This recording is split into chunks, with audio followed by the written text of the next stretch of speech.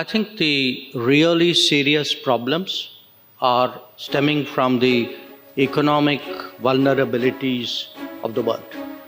My point is the economic fragilities, the economic dependencies are actually the really serious threat to the world.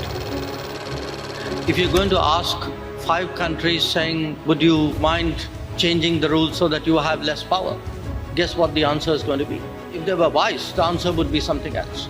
If they are short-sighted, the answer is what it is today.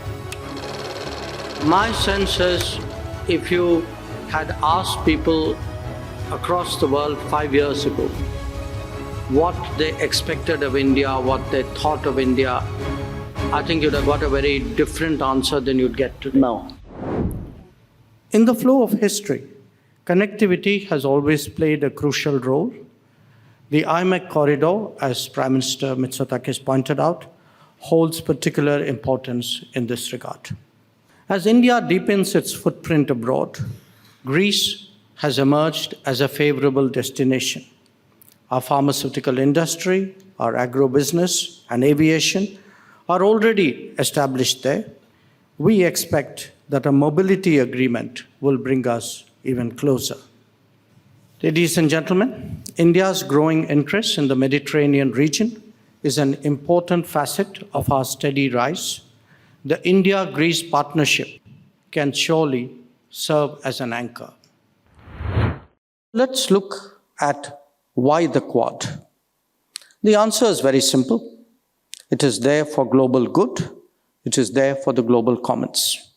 It is facilitated by the emergence of the Indo-Pacific, and it is propelled by a change in the global order that requires more, not less, collaboration among the like-minded. What does Quad stand for?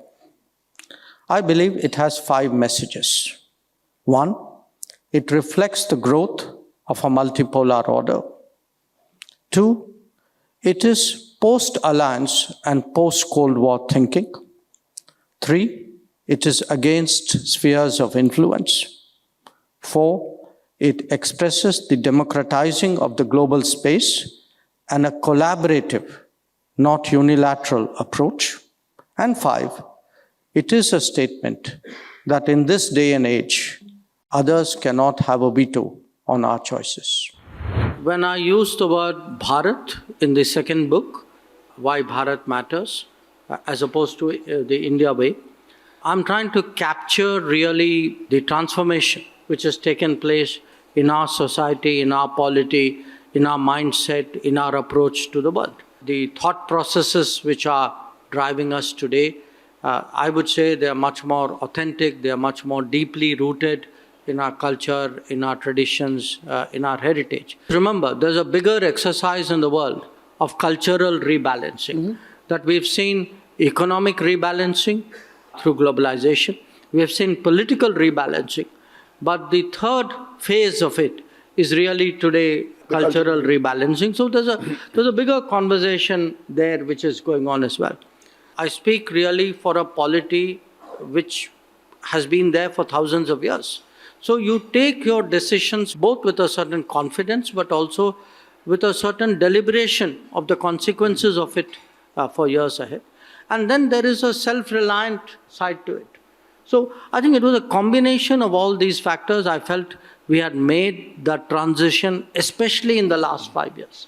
And that's why the title of the second book as opposed to the first. My sense is, if you had asked people across the world 5 years ago what they expected of India, what they thought of India, I think you'd have got a very different answer than you'd get today. No.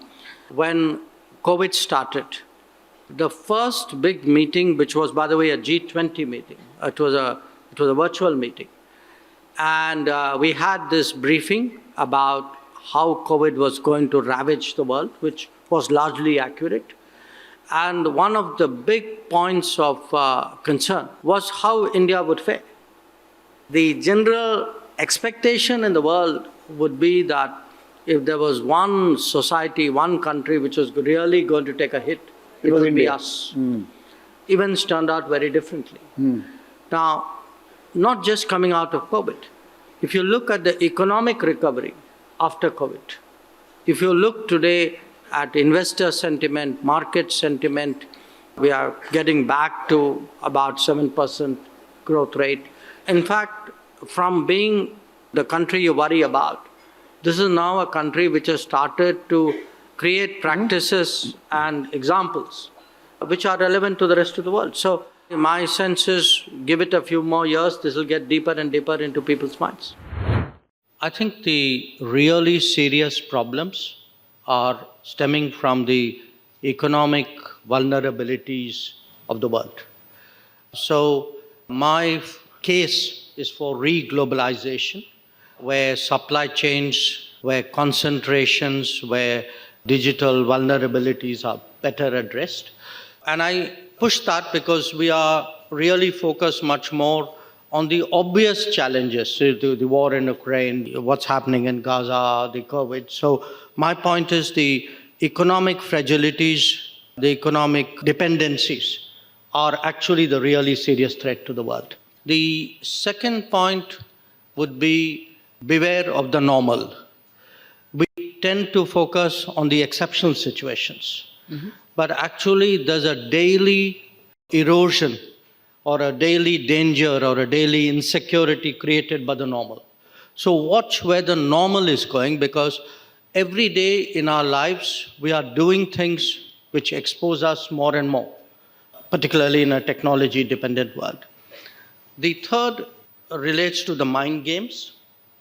So, all these indexes which you get, ratings, how democratic are you, how good's your press, how good's your civil rights. So this is like the equivalent of sledging in cricket. It's meant to psych you before you get ready for doing anything. So I'm saying that particularly looking at Michael. No, but in the political sphere, the Americans are the biggest sledgers, not the Australians. If you're going to ask 5 countries saying, would you mind changing the rules so that you have less power? Guess what the answer is going to be? I mean, the answer, if they were wise, the answer would be something else. If they are short-sighted, the answer is what it is today. The idea that everybody would agree on the most important issues of the day is a bit of a fantasy. Fact is, competition is for real. You spoke about camp politics. President Quiroga spoke about how institutions are, antiquated and sticking with the old rules. I agree, but I think in addition to the old issues, there are also the new issues. If you take UN Security Council reform, the biggest opposer is not a Western country. So let's get the totality of the problem right. I think the reality is we'll have to battle bit by bit to create groups which will push for change. I would say on many issues, you will get different combinations of countries. And we'll have to live with a long period of incremental progress before we get to some kind of landing point, because as Anwar Gargar said, you're not going to get a second San Francisco conference.